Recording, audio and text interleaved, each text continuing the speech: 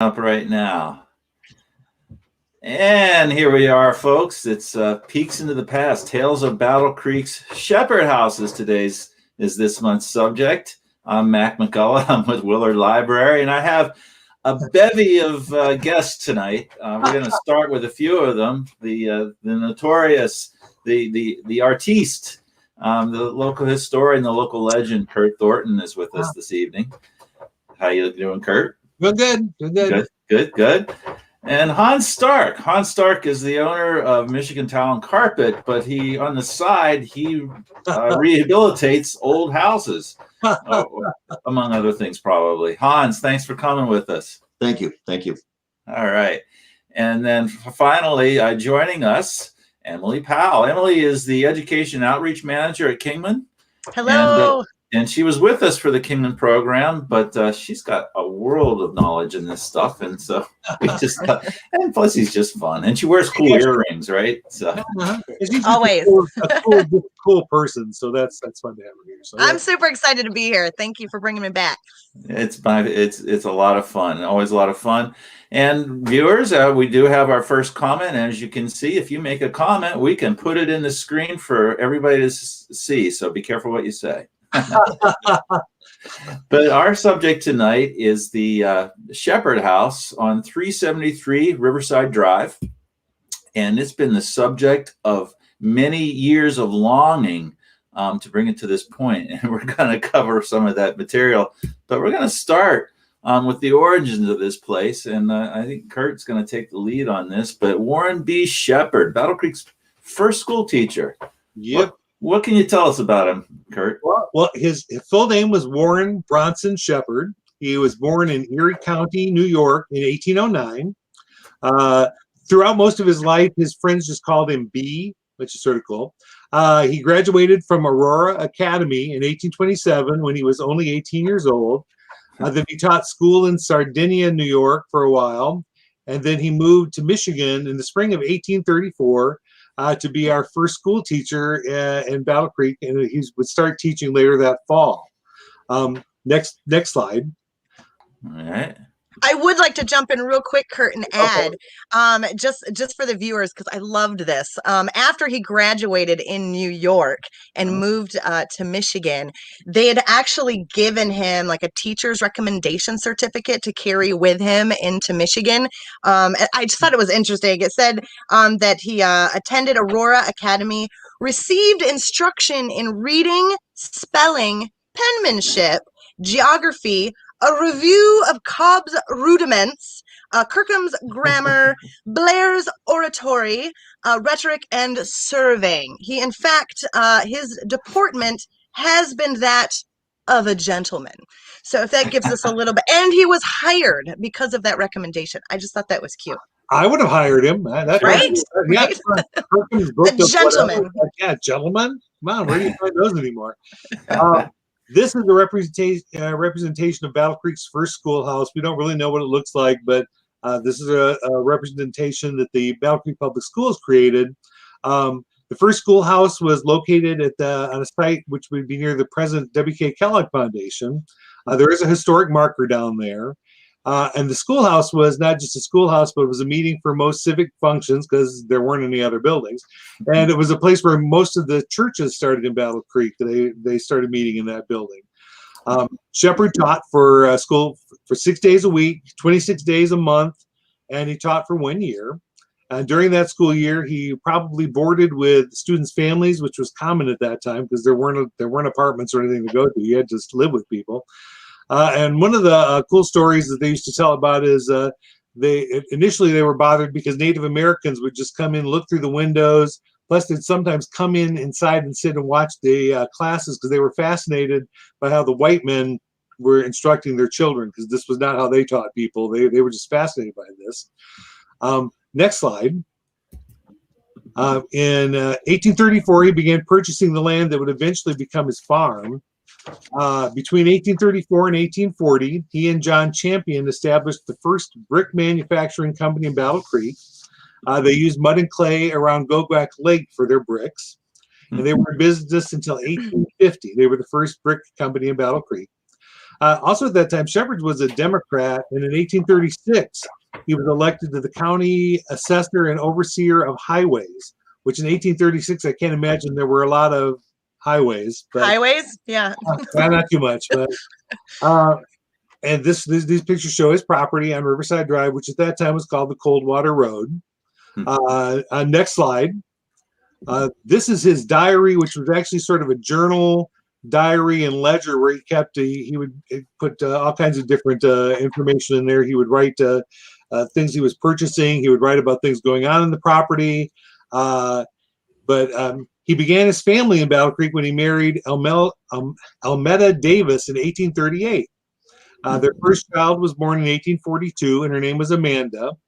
In 1852, their second child was Emily. What a beautiful name, Emily. I think so. It is important to note too, just real quickly on this ledger, this is still accessible to anyone who would like to take a look at it. Is it not still in the Butler Archives with the Historical Society? Historical Society has it. Yep.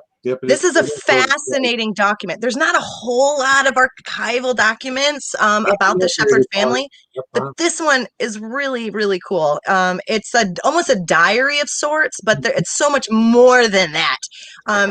Shepard was very meticulous about writing down. I don't know if you can see any of the details on this picture, but he documented like his activities, lesson plans. He talked about who he was hiring, merchants that he was dealing with. So we have a really good idea of things that were coming into the household, things that were going out. It's a great window into his life, and I believe that this dates 1843 to 59, I believe. But he even had he was a Freemason, is that correct? So he even had like secret handshake stuff in here too about his time with them. Mention that, or we have to kill people if we mention that. We're in trouble now. I forgot. Kurt, one thing I wanted to add, Kurt, you know what? If you went back to the previous slide where it says there's a natural spring, that's still there on the back property. Oh, okay. Yeah, that spring is still there. That's not part of the land that I own, but I've walked back there, and that natural spring still runs there and feeds into the Kalamazoo River there. Well, that hillside up Territorial Road, all along that hillside, I had friends that lived at the top of it, and we'd walk down there. There were springs all over the side of that. Exactly. Yeah, that came out. So that was a great place to have a house because you got fresh water coming through there. That must have been a great asset. Speaking of water, it wasn't always a great asset. Is that right? We're going to go to 1852 when Shepard sued one of the city's founders, Sands McCamley, because Sands owned the village mill race and built a dam to raise the mill pond to give his mill race more consistent water flow. And the newly created mill pond flooded the portion of Shepard's property and his farmland. So he sued McCamley and the other owners of the mill race and won some money. And it was like $2,000, which at the time was chunk of change. Yep. Oh yeah. Yeah. And next slide, we can go to the house picture drawing. This is a drawing I did, so it's not perfectly accurate, but I was trying to find a picture of what we thought the house might look like when it was brand new. Let's see. We think that he used part of that money he won in the lawsuit to build this house. It is significant to note that this is a brick house, which was very uncommon at the time. A school teacher would not be able to afford a brick house. So why does he have one? How did he get a brick house? And that helps me answer that question. I thought it was because he's a gentleman. The picture that he's holding. Because he's a gentleman. Yes. I was thinking he was doing the most American thing there is. He was suing to make money. There you go. Yes. So the house was constructed between 1852 and 1854.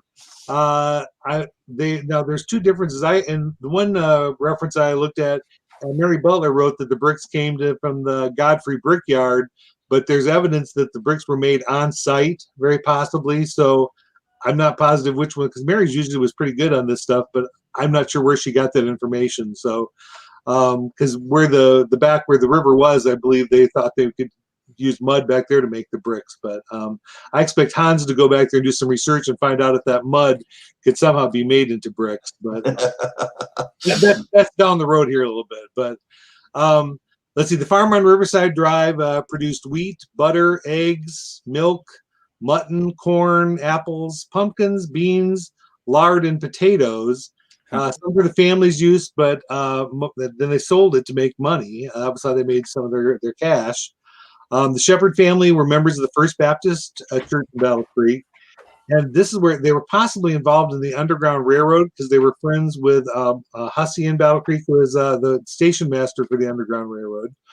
And then the records show, that diary, I believe, shows that in between 1850 and 1858, a gentleman named Pompey Tucker resided on the Shepard farm, and it says intermittently, and there were some indications that he may have been a runaway slave. And then he had a lot of farm hands, and that was one of the things we were able to learn from his ledger, was that he employed many farm hands, and even housed some of them. Yes.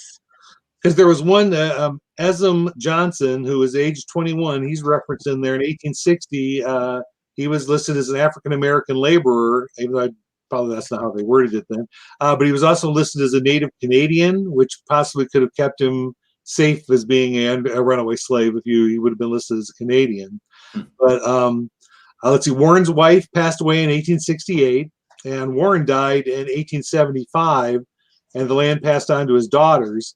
I thought this was interesting. In 1902, part of the land was sold to the World's Fair Food Company for a cereal factory, but I don't believe that ever came to fruition. But that was... there were a lot of companies then, weren't there? I mean, there were tons besides just Kellogg's and Post, but there were a lot of land grabs for different food companies. Yeah, cereal was big, and Battle Creek was the center. So yeah, everyone wanted to come in on that. So... So I don't know if Hans or Emily wants to add on to this, because that's pretty much my history of Mr. Warren that I'm going to talk about. From what I understand, Amanda, his oldest daughter, who I believe is shown here in this picture. Is this Amanda? This would be Emily. Oh, this is Emily. Okay. Oh. Well, Amanda had passed in 1919. And then Emily then sold the house a few years after in 1925. And that was the year that it passed outside of the Shepard family. And so that's where the shift in archival documents have to go to see, well, who lived there next? How did they alter the landscape? What were they doing with the property? And that certainly informs the date of interpretation, which Hans will, talk about later. This is one of those families, and this would be the Miachis. Is that right? That's correct. Yeah, Miachi. Yep. Sam the Beer Man. Sam the Beer Man. That's an Italian family in town. From what I understand, they had originally rented on the property and then later purchased it. I believe between like 1925 and 1935. So they were there only for about a decade. They certainly made alterations to the property. I believe it was the upstairs that was transformed into a rental property. So then there was like another entrance and a staircase that went directly up. So that's something notable for historic interpretation purposes, but also the landscape. As an archaeologist, and we'll definitely get into that as well. I am personally an archaeologist, so I'm interested in those landscape studies. What were they doing with the property that might have been different? They didn't have that large agricultural tract of land that the Shepards did, because those were piecemealed off, right, and sold off. So they just had the little farmstead, the house. But from what we can understand, they had outbuildings that were built around the home. There were allegations of growing grapes. Oh my God, grapes! Which in the 20s could be interpreted in different ways. What are you doing with grapes on your property? Maybe they're making jelly. You like making jelly. And gardening. And at one point there were later on interviews of descendants of the neighbors, and from what we understand, there could have been some, there were some neighbors that didn't appreciate necessarily some of the things that they were doing with the property. And sometimes that, that happens when you have different ethnic groups that are moving in. They obviously live differently and behave differently, and utilize the land in different ways. And so that's a fascinating account of this Italian family that were doing things differently with their property. Yeah, and I should interject, since I interjected Sam the Beer Man. Silvano Miacci was a grocer. He owned a store on Angel Street, and of course, after Prohibition, he advertised a lot in the local newspaper about his selection of beers, and he called himself Sam the Beer Man. So, my kind of guy. Yes. Oh, we skipped the slide. There you go. And that's. Go ahead. Sorry. But it did transfer outside their ownership in 1935. So that would be the end of that time period. However, there is now like this rental property upstairs.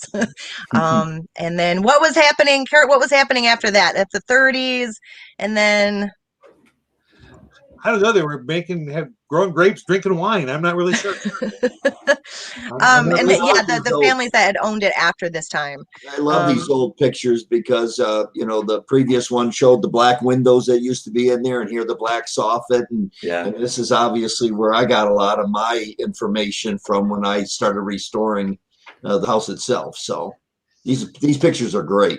Yeah, they are. And that's something to note for later, that though the house was built in 1852, you don't necessarily have to have a date of interpretation to that exact time period.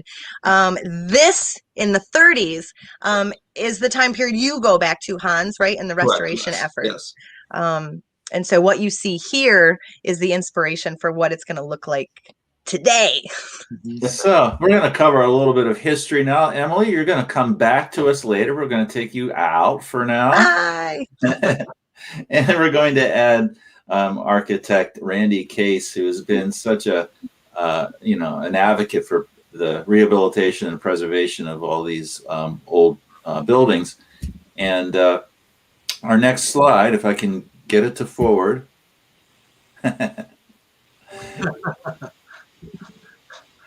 Well, you guys are supposed to keep talking while I struggle with the technology. Well, it is interesting because we don't have a lot of records after the Miacci family. Do you know, Kurt, how long that they owned the property? Emily just said they owned it till 35, is what she just said. I'm assuming. Well, yeah, it seemed like there was some different ownership in the 50s and so forth. But anyway, we kind of enter this piece is the endangered section. There we go. Yeah, we kind of look at this as the endangered period, and it looks like the records show that in the 80s, it was owned by Gary Thorngate. And the first picture, go back to that first picture again. Sure. Okay, you look at the bottom picture, you see that the back of the kitchen addition is still on, and that's Gary Thorngate's truck, from what I understand. Okay. And he was working on stabilizing the building. You see how rough that back addition is. And so he started to tear that off to stabilize it, make it safer, because it was going to cave in on people. So he did that, and then was trying to make a go of this house. I'm not sure what his intention was. Maybe it was to be his own home, but he found it was a little too deep of a rehab. And in '85, what happened, it was vacated, and then the city took it over on back taxes, and it was held by the city at that time. And they owned it for a fair period of time. And it came to the Dangerous Buildings Act, and so it was scheduled for demolition. And there was a lot of efforts, myself involved and others, and Kurt and everybody else from the Historical Society. We wanted to bring the attention to the fore that we shouldn't tear this building down. It's got a lot of history for our community. So anyway, what happened is in 1990, the Miller Foundation received a grant from the Historical Society to purchase the building from the city to stop the demolition, but also to utilize it for a meeting place for all the community schools. Yes. So the idea was they're trying to get all the schools kind of together, working together. It's just kind of a neutral ground here. And apparently some efforts went along with that for a while, but it didn't quite make it in that regard either. And of course, it was such a deep rehab, there was no capital to put into it. Right. So as always, it's kind of tough. But anyway, it was owned by the Historical Society at that time, and then we got the Battle Creek home builders to come in at one point in time. You can see from this picture the ceiling was caving in. There was all kinds of moisture, and there was raccoons living in it, and the roof mushrooms on the ceiling. That's what the picture on the right shows, the mushrooms on the ceiling. Yeah, right. And of course the building can't live too long with that happening. So the Battle Creek home builders stepped up, and they came out and put a new roof on it to stabilize it. Of course, it was volunteer time, and I'm not sure where the shingles came from, but they were probably donated, and so they stabilized the roof. And then I talked to the local chapter of the American Institute of Architects to come in and stabilize the back. Now, after Mr. Thorngate had worked on that back addition, you can see there was still pieces of it left, and we took some of it off, and then the architects group built this little platform on top of it. And of course, this is a picture quite a few years after that, but it was pretty rough. But anyway, it was to make it stable and make it safe so that local kids wouldn't fall in, somebody wouldn't get hurt. And so that kind of went on again. Lack of funds, and the Historical Society didn't have the wherewithal to do this. So again, they went forward and did another grant to the Miller Foundation to help with bringing attention to the school, and also helping out with Western Michigan University and their field school, and bringing the college involved to bring awareness of what this is, so people wouldn't want to tear it down all the time. So that kind of pulls into the next section, and you can see how rough it is. The home builders didn't do the eaves and the other things because again, it's volunteer, and they had like a weekend or something to do this, so it still is pretty rough. Randy, before we move into the excavation, what happens to a home or a building like that when it's just kind of left? I mean, obviously water gets in, but I've even seen in buildings downtown that were in use, within a couple of years, they're just decrepit inside. And maybe Hans, you have some insight on that as well. Well, water's the worst thing. Yeah, well, especially in the old bricks in that era, they weren't hard-fired bricks. So what happens, you get moisture, especially coming on the inside like it is. The exterior bricks, there's like a little bit of an overhang, but on the inside, it kind of runs down the inside, and the bricks go into solution, and they start turning into dust and powder, and the clay kind of goes back to its natural condition, and it's not stable, and it makes it so that you can't support the roof with it because they were just sitting on the brick. Yeah, so true. There you go. Yeah. Huh. So now we're going to move into the scholarly portion of our program.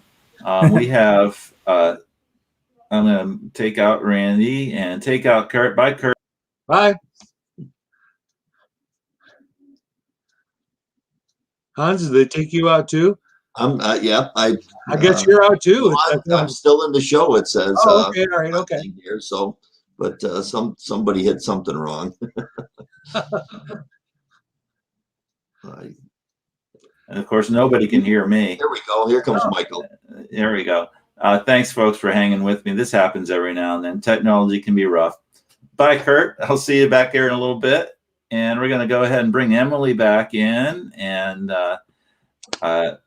Dr. Dan Sayers, who was involved on what we're about to talk about, as well as Dr. Michael Nasani.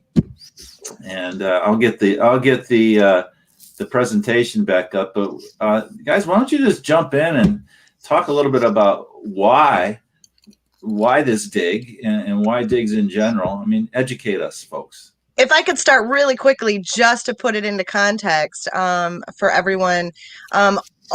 just archaeology in general, of course, is the study of material culture.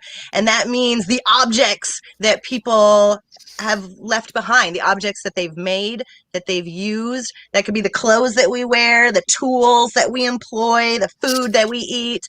But who cares? It's just trash, right? The people, like, who cares about, pots and old glass?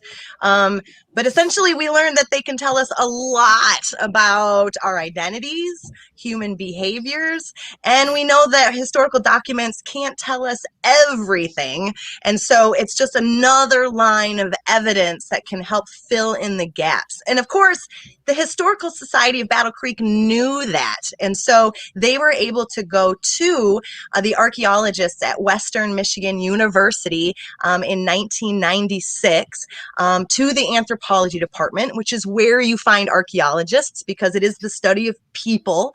And we're lucky today to have two of the archaeologists who worked on the site in 1996. And that is Dr. Nassani and Dan Sayers. Like, this is exciting. Welcome. Yeah, so we're still around, Dan. We're still. I know. It's a marvel. Yeah. So, Emily, great little introduction. As you mentioned, Emily, there's not much in the way of documents, right, pertaining to Shepard. And what we were interested in is, as you said, what was going on the property? Who were the people who lived there? How did they make changes to the landscape? Where did they put their outbuildings? Where was their privy? Where were garden beds? Where were barns and that sort of thing? And in the course of doing that work in 96 and in 1998, we dug lots of shovel test pits. We even used a geophysical survey that helped us to sort of look beneath the ground to find where stuff was.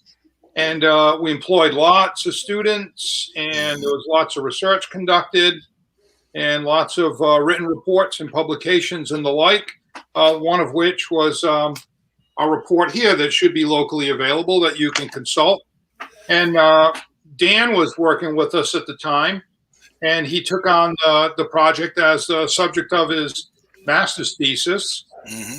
And I'm sure he can say a little bit about what he found and, what we found and what we learned about the site and Warren Shepard and his family from the archaeology. Sure. Yeah. No, so just a quick timeline perspective. So I was an undergraduate at Western Michigan U, and Professor Nassani got in touch with me and another student who he knew we were interested in historical research and so on. And the Historical Society of Battle Creek had already reached out to him by the time I was a senior, so in early 1995 there. In any case, we did a lot of archival work all throughout that first sort of half year, about first 6 months of 1995. And we produced sort of a written sort of summary of what we found by doing all the archival work. And part of that was sort of a setup for the possibility of doing archaeological field work, which you'll see some photos of here in a minute, right, that following summer or so in 96. So in any case, just to make it clear, right, the archaeologists, we do dig around a lot and excavate, and we look at material culture in the form of stuff that people threw in the ground, whatever, but we also were historical archaeologists, so we're also really intrigued by the documents, much like the historians are. And so we ended up just sort of cultivating a multi-dimensional appreciation for this site because we did know the archival documents and local histories real well. I got to meet a lot of the good folks here on this show and then those that aren't with us, and then came together to do this archaeological work. And my particular interest was on that sort of the pioneer period all the way up to about the time the original Warren and Almeda Shepard sort of both left the scene. So that basically the 19th century, the bulk of it. And so my thesis focused on that, and some of the excavations that we did in the summer of 96 also focused specifically on locating areas that really we can date to the 1850s, 60s, maybe even a bit earlier if possible. But in any case, so some of the slides will show we found an array, right, of artifacts, basically the garbage that the Shepards and people in the house threw out as in discarded. And so what we were able to do is address some, basic questions, I think some of which Michael mentioned, right, just sort of where our best guess, best estimate of where some of the outbuildings were. We looked for them. Some cases were a little successful, some cases not. Helped us understand the land development better, by excavating and ground truthing with ground penetrating radar and other means, and then the excavations. But we did end up coming into an interesting area where, yeah, they dumped stuff from the kitchen right outside the back there. You saw photos of that L, ELL, the kitchen L, the wing.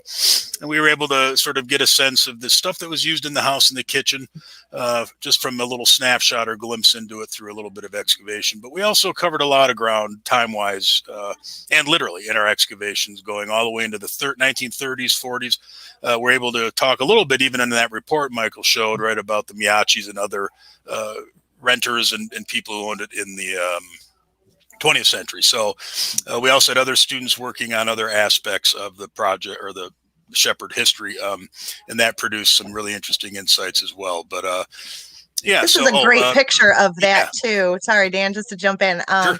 Just for context, this picture is that ground penetrating radar. Is that correct? That you had mentioned? Yeah. These are students from the geophysical department of Western Michigan University, with Dr. Salk's students in that department using what's called ground penetrating radar. Can you explain what this goofy machine is and what it tells you? Go ahead. Well, Dan. I can try. Michael, would you prefer to? Go ahead, Dan. I can. I was just Okay. The way I usually explain it, because I don't have a deep knowledge of it, is the technology basically shoots rays into the ground and they bounce back up. The computer on the machine reads the resistances of various kinds that it's seeing, so to speak, through the ground penetrating radar rays, and then eventually produces maps that show various contour-like data or information on the maps that then experts like Professor Salk and others who are trained in it can read and start to help us determine what's beneath the ground, even before we might put a shovel in that ground. So it's like cheating.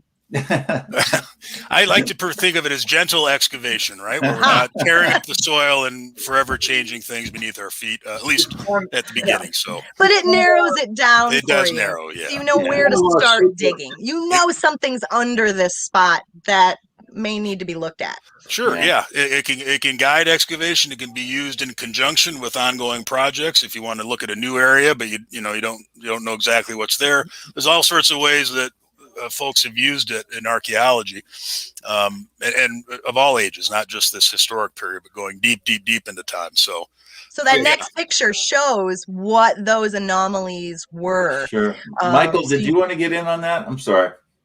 It's just one of our superpowers. Oh, there you go. That too, yeah. All right.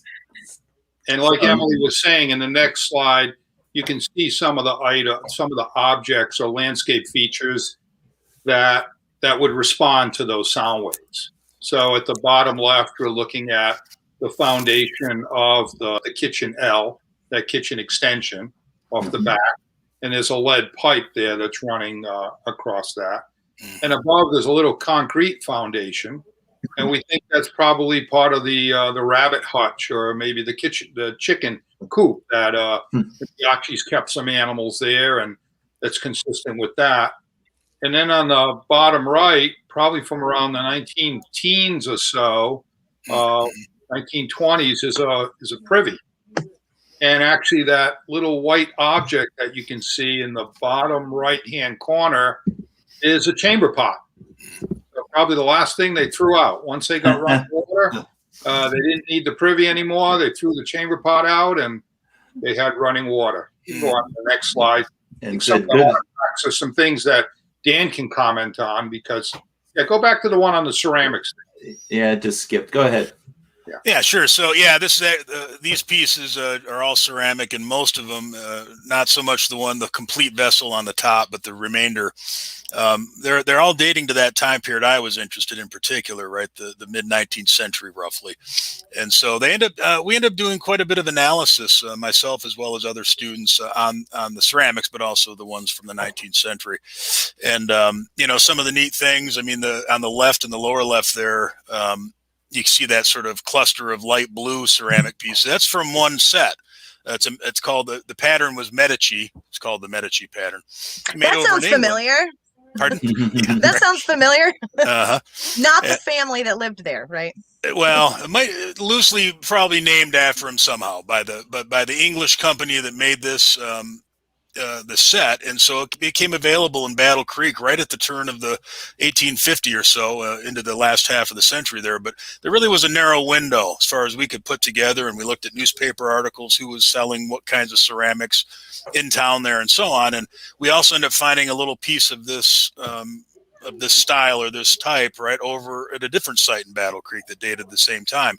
So this particular set was pretty popular in Battle Creek right there in the 1850, 51, 2, 3, and 4, right when the Shepards are constructing that brick house and moving into it. So we ended up making a case, and I think it's pretty good, that Medici set, the pieces on the lower left there of the picture, kind of replaced sort of put together a piecemeal set of dishes they would have had in the cupboards. They brought it in from, into the house probably for a year or so, but then maybe with the court case money or whatever, they were able to buy this complete set of dishes. And then they just either used the other pieces, like the pieces on the right and left, upper right, lower right, until they broke, or they maybe even thrown them away just because they didn't need them anymore. They used them outside to feed this or that critter who was running around in the barn or whatever. I don't know exactly, but yeah, Michael. That complete ceramic vessel. You remember that one, Dan? Yeah, that's a little later, if I'm not mistaken. Isn't that from the sand? It is from the sand. Yeah. So that was a neat one, but what I'm not remembering is did we pull that from the privy? I'd have to check my notes on that, but that's circa 1920, I think, on that. Right. Side. Yeah. Huh. So that was basically that kind of industrial kind of ceramic they'd used. That had hundreds and hundreds of these, and when they're feeding people, whether it was in the cafeteria or whatever they had for the equivalent of sort of the public eating room or whatever, is what I remember. So, but yeah. So in a nutshell, just to shut up about the ceramics in a second here myself, it allowed us to talk a bit about the rise of their wealth and their status, right? As they're rising in middle class here with the brick home and making these kinds of statements that a lot of people do with the things they use and own, and coming into a complete set. We know from all over the much of the sort of Western world anyway, that having these complete sets of the time was sort of this sort of status symbol of some sort. Again, sort of a middle class, even upper class sort of status thing. So we were able to just sort of not only augment what we already kind of knew from the documents, but also just sort of go in directions based on what we found in the ground, right into some of these more intricate or nuanced areas that we don't have time to get into here, but we were able to just sort of get a little bit more into the identity or something like that of the Shepard family itself. It's really so fascinating to think about how you can more or less draw a picture of this individual and his life and his status, just from this kind of research, which to you I know is obvious, but to someone who doesn't do it, that's amazing. It is important to note as well for the archaeology that it's not just the object itself. That can certainly tell you probably a time period. Okay, this was made in this year, but the archaeology is important in the systematic way in which these artifacts are found. It's again, it can't just be the artifact, but where in the soil, how deep was it? What other objects were they near? Was it tossed just outside the house, or was it found way back in the woods? Because those behaviors would be very different. And so those are important patterns to look for. Yeah. Yeah, absolutely. I mean, just to follow that lead just very briefly, I mean, we were able to, because of the meticulousness of the excavation and recording very closely everything we pulled and where we pulled it from as we're going down in that same unit I mentioned where we were able to locate some of this 1850s stuff, material culture. We were able to make a case that below the kitchen dump was an area that the workers used when they were building the house for just a few years, right? Because we were able to tell that all the artifacts we found beneath a certain depth were quite different than what was on top of it.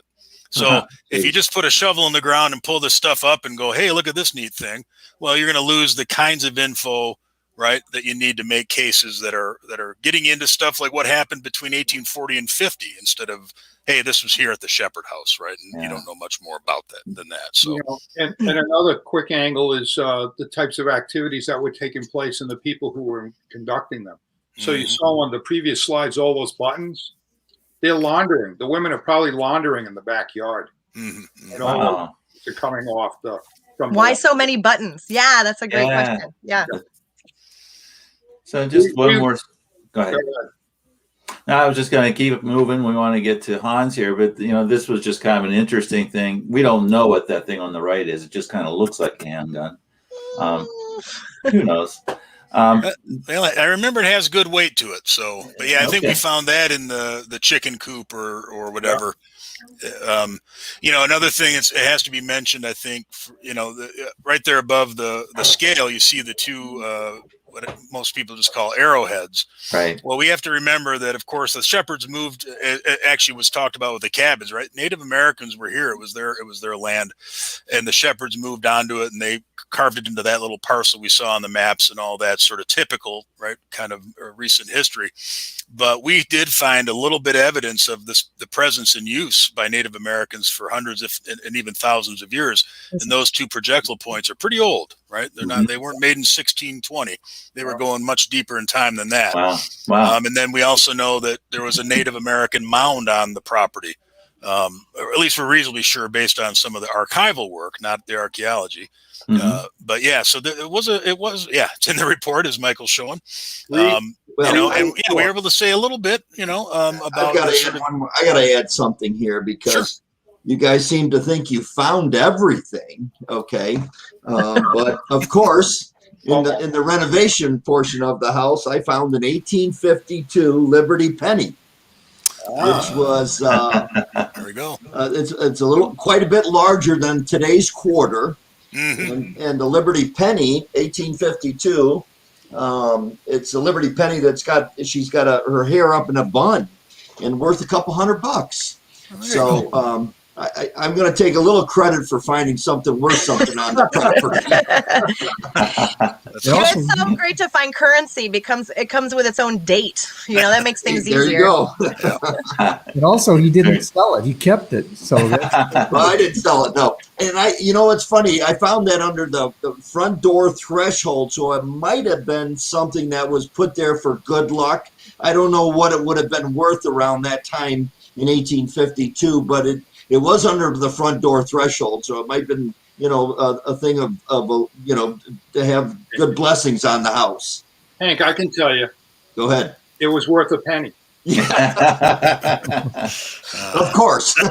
There's an archaeologist. That's it. Yeah. So everything we found was priceless. There you go. There you go. And that collection, which was stored at Western Michigan University for some time, because there was analysis still years after the fact, it was just returned. That collection was just returned to the Battle Creek Regional History Museum last year. So soon to be on exhibit. That'll be an exciting part of the new exhibit portion of the museum. So we're going to transition here. I mean, there was a lot of great hope during this excavation in the years after that would lead the way to a rehabilitation. But as you can see, these photos post-date that, and it, still is a struggle. Money is always an issue, and I don't know if you, as I'm again struggling with the technology. There we go. You see a column that Dan penned for the Inquirer at a time when the city called the home a danger, and it was really, really iffy about whether this home could be saved. But you fast forward, which we'll do. Well, we can do a little bit. Theoretically, we're fast forwarding. Go ahead, Kurt. Oh, no. I was going to say theoretically we're going fast forward, but okay. Huh? Well, we got a little bit before this happened. Just maybe go back to the other picture one for just a little bit. Okay. Can we get there? Oh, we'll get there. Sometimes rehab. Huh? Well, this is exciting. Well, okay, I'll just talk about it a little bit. The picture we just saw was from around the 2008, 2009 time period. And since things, the field school did a great thing in the community, bringing in awareness, but it didn't bring dollars in. And the Historical Society also had plans for it, but they didn't kind of come to fruition. So in 2008, a woman who was a past resident in Battle Creek found out about the building, and she was a realtor in Florida. Her name was Jerry LaFountain, and she actually purchased the building from the Historical Society in 2008. And her idea was to turn this into like a family gathering place, that when she came back into town and all the rest of the family came into Battle Creek to meet, they would meet there. Well, the real estate market fell apart about that time, and so she wasn't able to do what she had hoped to do either. So what happened in order to help her out, I was working with her a little bit on it.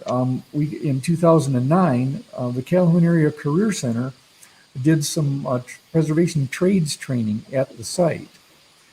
And so students from the Career Center came there, and they had masonry training from Blair Bates in Kalamazoo, who's an expert preservation mason.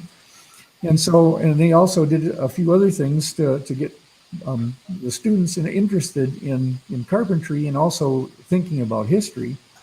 And then also at the time, Cody Newman, who was an architect here in town, was in high school, and he was part of that group. And I met him, and we were talking a little bit about things about architecture and about the building, and he was very interested in that. So we actually had him do tutorials on Revit software that our firm used for 3D things, and the computer skills that were developed. And he decided, as a result of doing this, that he wanted to go to architecture school. And he went to the University of Michigan, got his degree, came back to the community, and just did the record box downtown, and has been involved in the community and doing good things for preservation, and actually helping Hans as well. I love that this house was the inspiration for that Restore 269 company that's now, looking to restore all those other older buildings downtown. Yeah. And so, but again, this brought awareness, but didn't bring capital. So Jerry LaFountain lost the building in 2000. In 2010, it went to the Dangerous Buildings Act again, and I went to a public hearing, and we spoke to save the building, and that was in 2010, and it was stalled. The demolition was stopped, but again, did you camp up on the roof, Randy? No, not quite. That's when you put a sleeping bag on the roof. You're like, don't take this house. Well, no, what we did is we talked about what was going on and how the significance of it again. And so not as dramatic. Okay. Yeah. Well, Jerry was in Florida, so we couldn't do too much. So we had to get a special thing so she would say that I could speak for her and all this kind of stuff. So anyway, we got it stopped again. But in 2013, it actually reverted for back taxes, and Jerry had to let it go. And it was foreclosed, and but nobody really wanted to tear it down by now. People knew the significance. So what happened is it was foreclosed on, and the city decided, well, let's let the Calhoun County Land Bank have it. And so that's where the beginning of this started, because Brian Wensauer was involved with the land bank and the county treasurer, and he didn't want to see things torn down. So he started mowing the lawn in front of it and mowing the lawn in other properties to kind of save them instead of tear them all down. So then I guess Hans can talk about a dinner party he had at his house. And I had just completed a 10-year project on refabbing a 1871 home in Battle Creek, which me and my wife reside in, and Brian's there, and of course Randy and his wife, and I think Brian said, "Hey Hans, I got another project for you." I think I heard something negative from the other side of the house. From my wife said, "No mas." How about renting this out of the place? So a little bit went by, and we started talking about the Shepard house down there, and I think Brian did a pretty good job of selling me on it. Chris Trout Edwards, who is involved, who runs the land bank down there, and so they put the house out for bid again. So I guess I wasn't the only person that was trying to buy it at that time. I understand they had another bidder in there.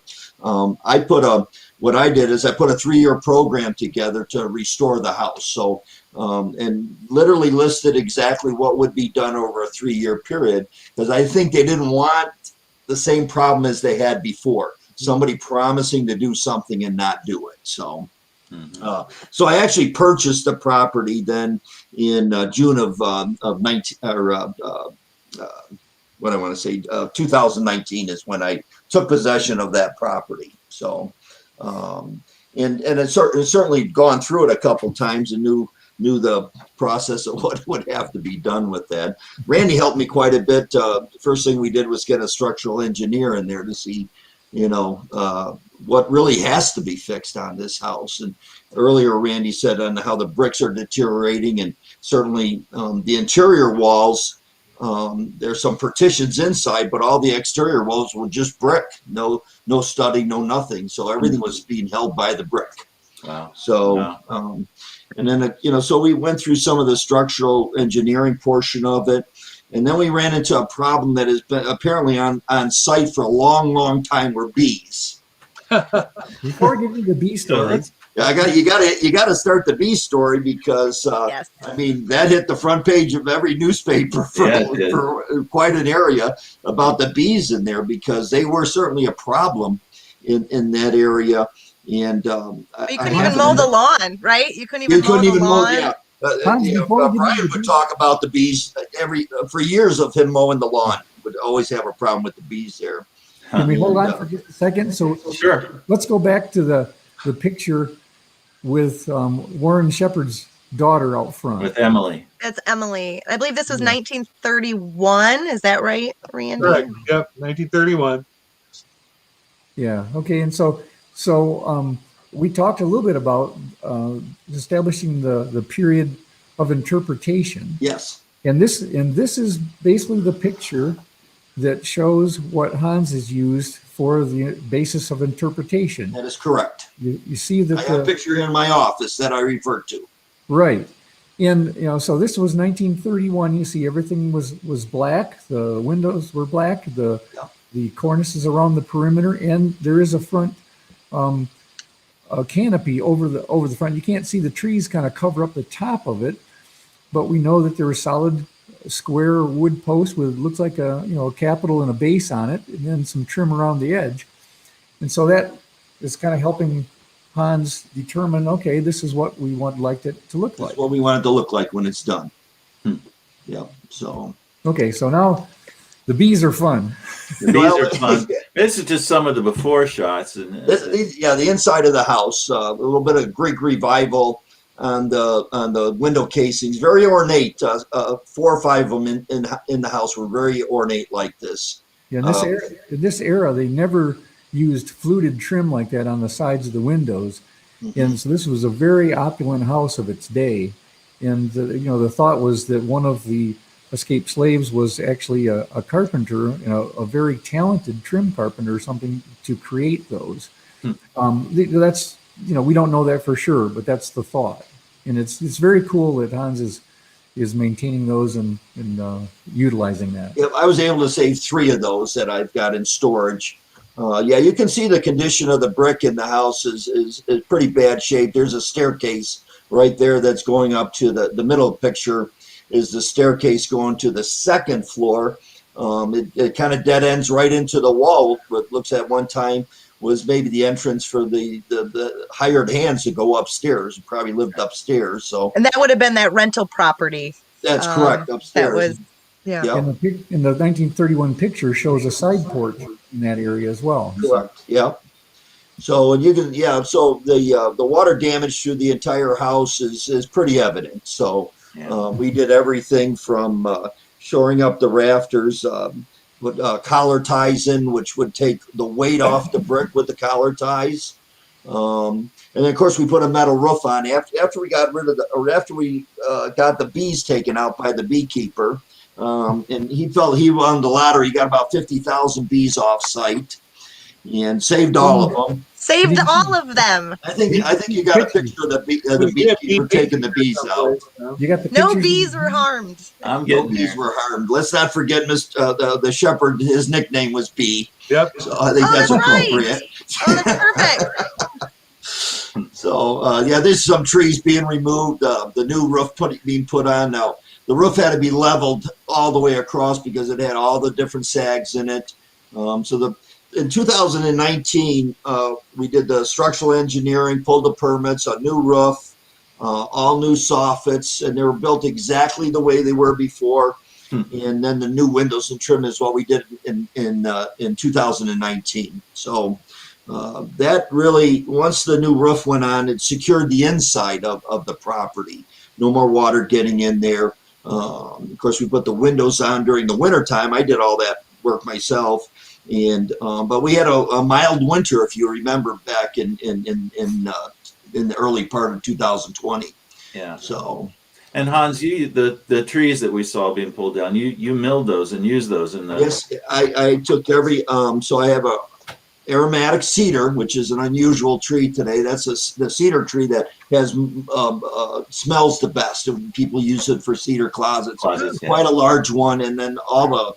Had the walnut trees off of there. So I've got some walnut slabs that are almost 27 inches wide from one of the trees, and most likely will find itself on the countertops in the kitchen when I'm done. So, but yeah, I've had all that milled, and it's all just being drying right now. So it's a couple of years to use to get that dry.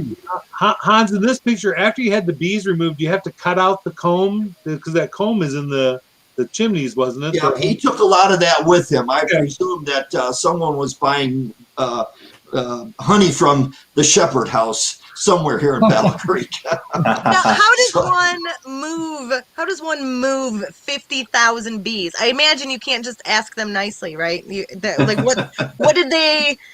How did they do that? Once he found the queen bee, and yes, you're right, Emily, that's the one with the crown on her head. Yes, you can tell because she has a little crown. Once he found her, he was able to, he put traps out in the yard where they would still be coming for weeks after that, with her pheromone or whatever in there. And it's amazing. We're working on the property all the time. I never see a bee around it at all anymore. So Wow. And you can see the size of the hive. It's a huge hole. We literally had to take the bricks out off the wall. That's actually part of the old chimney in the back part of the chimney. So the entire cavity of the chimney was filled with bees. Wow. Amazing. Just amazing. And it had been, they'd tried to exterminate them in the past, or someone had. That's what Brian would say. They tried to, get rid of them, spray them. Of course, I don't think the magnitude of them, how many there were, they just couldn't get rid of them. So yeah. So it's always better to save the bees. Yeah. many are endangered right now, and so it's great to hear that. These pictures that are coming. These pictures. I'm going to back up here a minute, Hans, because it jumped on me. The local go ahead and talk. So after I didn't work down there during COVID very much, the first part of, and then towards the beginning of this last winter, I started working on the inside of the house. Was quite a daunting task at the time, just to get all the old insulation out. And as you can imagine, there were animals living in that house for 20 plus years. And that's a lot of what collapsed the ceilings upstairs with just the raccoon stuff. That was nicely put. That was nicely put. Yeah. Excrement. You would definitely mask up, and I had other people come in the house, and you'd wonder if the smell would ever go away from that house. But once I removed all the, removed all the plaster, removed all the lath. and just we got right down to the brick walls that were left. Once everything was out of there, you can't get any smell at all anymore. So, and then so here, this picture here, you see a before and after. So what I've actually done is I've actually framed from the basement to the first floor right down to the second floor, and just like you would build a house today, the framing's holding it up all the way. And but in this particular case, we're building a house inside the house, or I'm building the house inside the house. So all these studs that are on the walls now are holding up the ceiling rafters or the floor rafters, just like you would a regular house. Full headers on it, and Randy, you'll love this. I even ordered special wide joist hangers to take the old joists, because a joist hangers, today a 2x4 is not a 2x4, but back then it was really a 2x4. So I had to order special joist hangers to hang all the joists that were existing down there. Quite a few of them in the basement I had to replace. So the other thing I did was to take some of the interior walls out to open up a little bit. Now you can see in the first picture there, you can see a hand-hewn red oak column. That used to be a barn beam and a barn, 1800s barn in Jackson. I went over to Jackson and I bought all these old beams that were taken off of barn, and I've used those for structural supports in the house, not only on the second floor but on the first floor. So the spans could be much bigger areas rather than all these little rooms that used to be years ago. So, and this is one of those things a structural engineer was able to help with. Say, hey, these are, you will be able to carry the load with this type of thing, and the beam from the front of the house to the back of the house, right, Randy? From the front of the house to the back, one piece, one beam. There's no joint in that beam at all. It's from the front of the house to the back of the house is one beam. So, which is just amazing. So, but yeah, I think the windows really, once the windows got in, it had been boarded up for so many years. It's beautiful. Windows, yeah. And then, underneath the windows, I put limestone sills in. So we were taking out blocks of wood that were about the size of a railroad tie that used to be the sills. Now, 2 or 3 of the sills had poured concrete in them. Somebody had framed them up and poured concrete, leaving the window in there. So a lot of the bricks had to be repaired around it. But I felt rather, for longevity of the property, a limestone sill is going to last forever. Okay, so and I think it has the same type of look as the painted wood railroad tie that was there before. I call them railroad ties. And actually, Randy, I was able to save 3 of those. I'm going to have those on display somewhere in the house.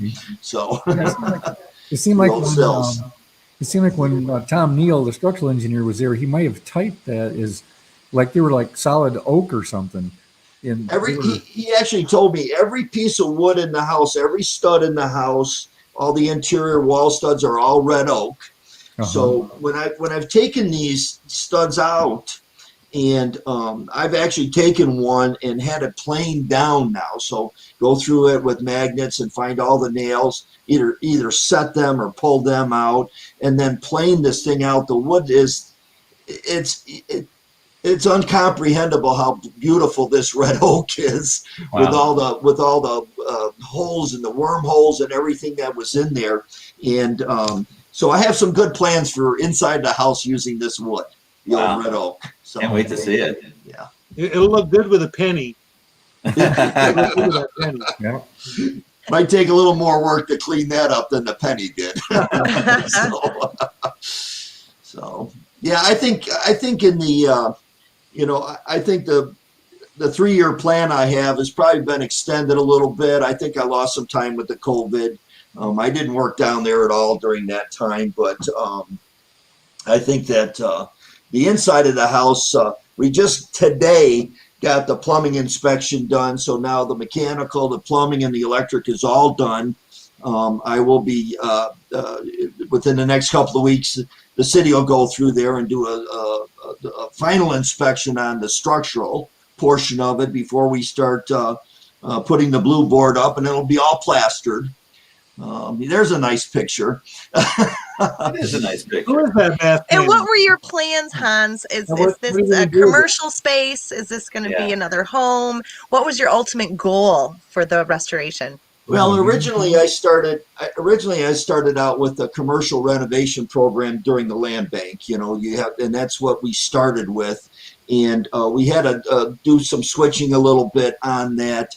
And I'm now putting a kitchen in there. I got a laundry hookup in there, so it's really going to be like a 1-bedroom home.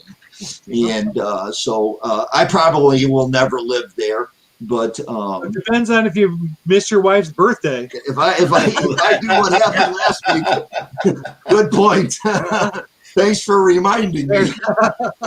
So, Here's a question for you, Hans, from one of the viewers. How did you fix the bricks that were breaking down? And how do you repair bricks, or can you? Well, there's a lot of bricks. There are a lot of bricks on site. There are a lot of bricks in the basement. So we replaced a lot of the bricks on the exterior of them.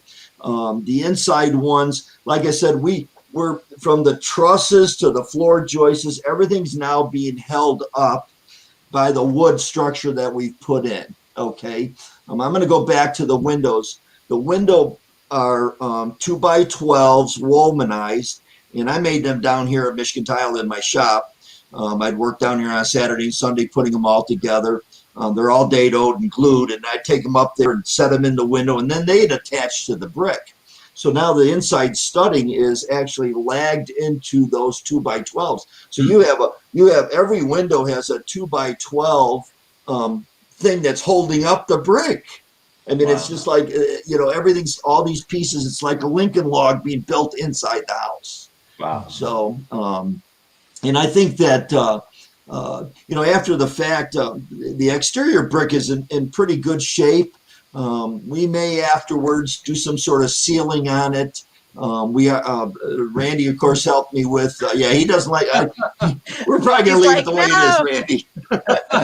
Well, the question was about how do you fix the bricks? And usually you don't fix bricks, but you replace them. Replace them. Yeah, and you have to use the same soft mortar that was used in the old days, because the moisture will wick through a building, and the mortar's got to be softer than the brick. Otherwise, the moisture comes through the brick and makes the faces fall off. So you have to be careful with how you treat that. Yeah. So when we were doing when we bricked up the bee's nest in the back and re-bricked that thing, of course, Bosco Brick had to order that for me, Randy. You told me what I needed. And I think I still have 2 bags down the basement. You know what I mean? For tucking or whatever I have to do later. Yeah. Yeah, because it has a higher quality of lime. The interesting thing in the old days, the lime actually goes into solution with moisture. If you have hairline cracks, when it rains, it kind of solidifies things, and it actually was a self-healing thing to a point. And so the old lime mortars were really good, but they weren't as strong as present mortars. And so that's one of the things, when you're dealing with old bricks, you gotta use the soft mortar. Yeah. And that is one of when you look at this picture that Michael just put up here, and you see the brick. Okay, now of course I've got a temporary entrance on because the front door is being rebuilt right now. So, but look at the quality of the brick, and you look at this house, and I don't know if it's the soffits or the windows or the limestone, but just something added life to this house. All those other pictures you had, the place looked like it's ready to fall down. Yeah, yeah, it's beautiful. Love is the secret ingredient. Love is the secret. It just needed a little attention. That's love. It's all needed. That is beautiful. Look at that. And that barn's going to be beautiful. Barn was great. So you put the picture up the barn. That was just actually finished today. Other than the electrical, we're going to run some electric out there. But that's a post and beam barn. Pretty much originally the way they would have built something back then, all post and beam. and it's all open on the interior. And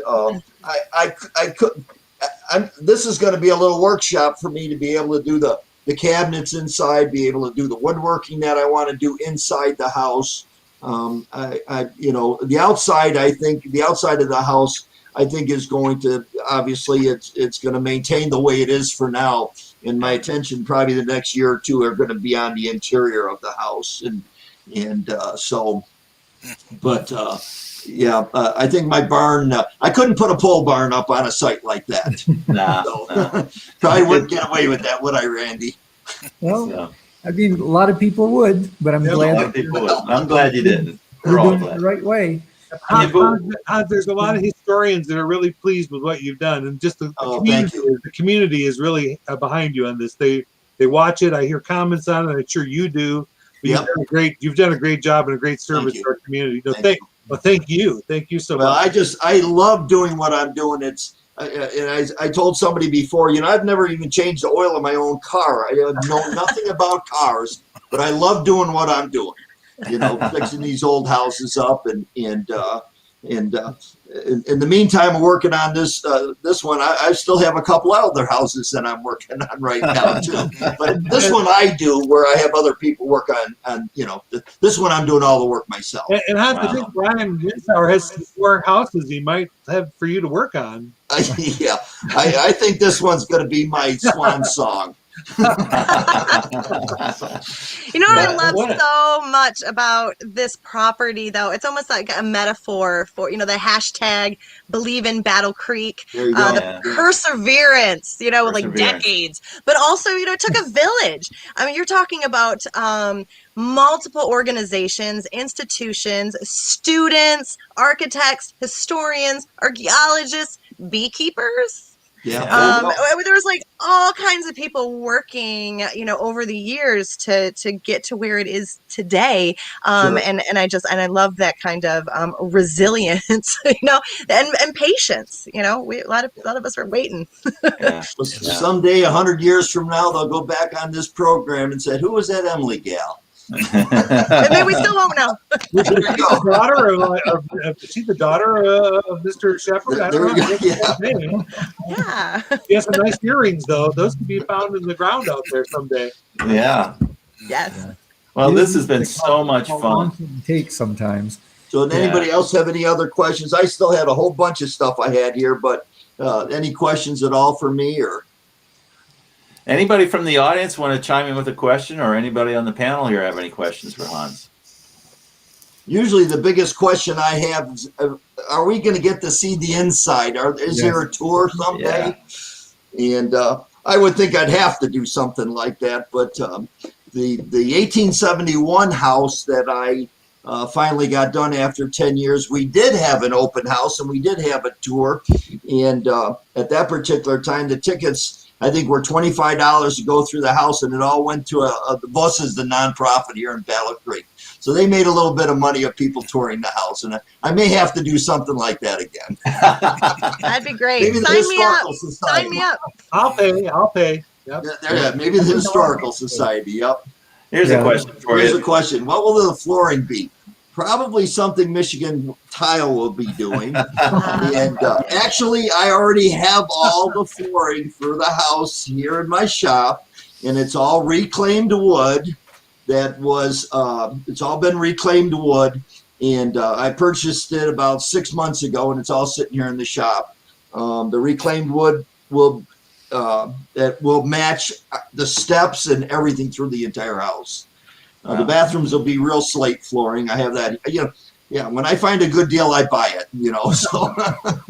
So most of the material for the house, the finishes on the house, I've been buying some. Actually, I bought an old lamp from a museum that was closing up in Saugatuck, and I took a light fixture out of there. And most of the light fixtures in the house are replicas, and they all come from Italy.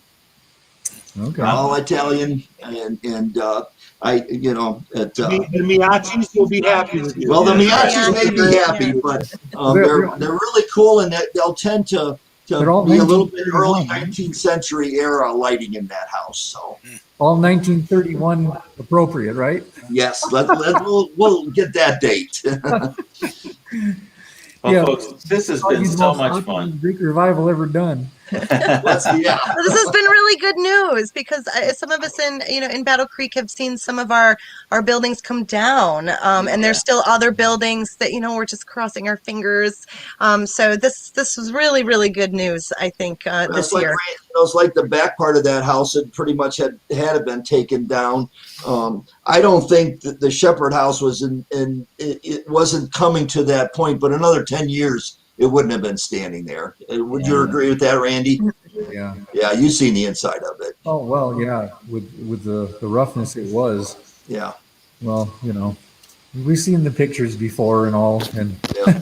So, the structural inside was really pretty important. We did a building over in Albion downtown recently, and the same thing. We ended up studying the whole perimeter down to the basement and all the way up to the upper floors, just to do the same thing. yeah. Of course, you get a little insulation in there as well, which is helpful. Yeah. But things weren't built the same way back then as they're built today. So Well, yeah, brick was the bearing thing. In my building downtown, we get the same thing. I just had some guys just go in and repair some of where the rising damp was happening.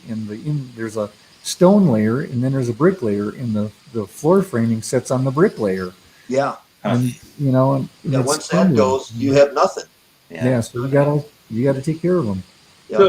So, Mac, I want to thank you, Willard Library, for doing this, because I think lots of the Thank people in the community are really enjoying these programs too. They certainly are. We just had one person say, "Please keep doing them," and thank to all of you. I mean, this has been extraordinary, folks. We've had three meetings before this. Thank you. And we even found the original archaeologist from 20 years ago. Yeah. Dusted ourselves off for this one. Yep. Yeah. Thank you, Michael. Thank you, Dan, for joining us. It's got to be gratifying for you to be, involved on something like this so long ago and to see that it bore fruit. Randy, thank you for all your efforts. Hans, obviously, Emily, Kurt. It's been a lot of fun, folks. We had 3 meetings before we had this program. We could spend an hour on one slide. So I'm pretty impressed that we got through this in an hour and 16 minutes. So, Alrighty. Thanks for sticking with us. Have a good night. Yeah. Stay safe. All Thanks, right. everybody, for joining us. Yep. Keep us Good posted. night. Bye-bye. Bye.